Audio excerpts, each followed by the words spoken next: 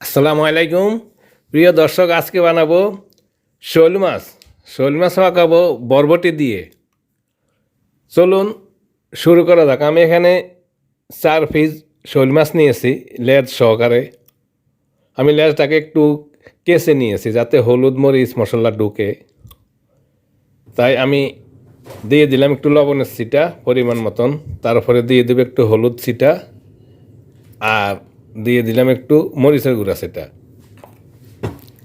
এবার আমি মিক্স করে নিব, ভালো করে মিক্স করে নিলাম। এবার আমি কড়াইতে একটু তেল দিয়ে দিলাম, তারপর মাছগুলো ভাজি করে নিব।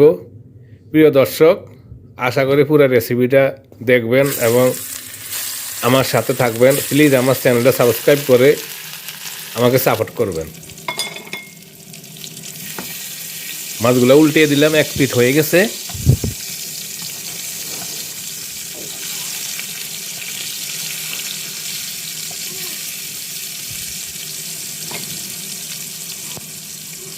আমি একটু হালকাভাবে ভাজি করে নিলাম। মাছ ভাজি হয়ে গেছে, মাছগুলো উঠিয়ে নিব।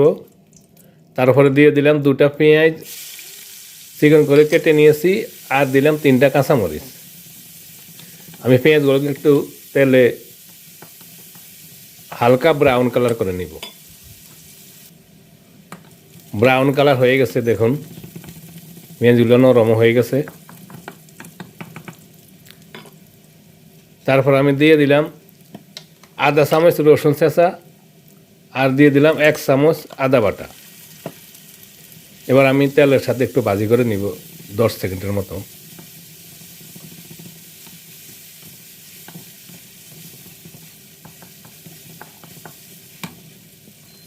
তারপরে আমি দিয়ে দিব হালকা একটু মশলা। দিয়ে দিলাম ছোটো চামচের 1 চামচ হলদি গুঁড়া, আর আধা চামচ লাল গুঁড়া মরিচ, কারণ কাঁচা মরিচ দিয়েছি। আর দিয়ে দিলাম 1 চামচ লবণ।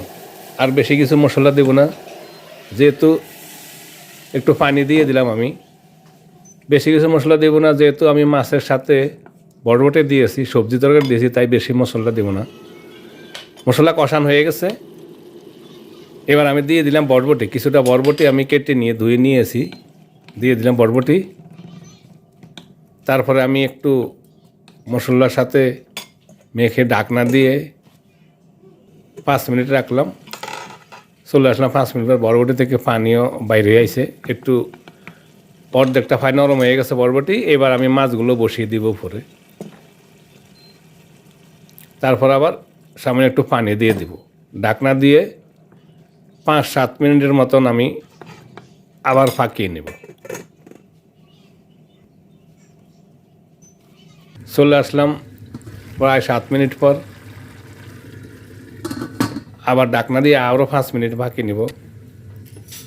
চলে আসলাম আবার 5 মিনিট পর। আমার শোল মাছ পাক রেডি। দিয়ে দিলাম কিছু ধনিয়া পাতা।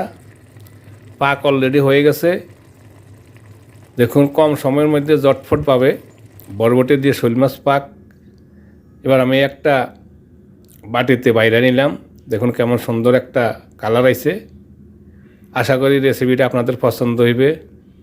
প্লিজ আমার সাথে থাকুন, আমাকে সাপোর্ট করুন, আমার চ্যানেলে সাবস্ক্রাইব করুন। সবাই ভালো থাকুন, সুস্থ থাকুন।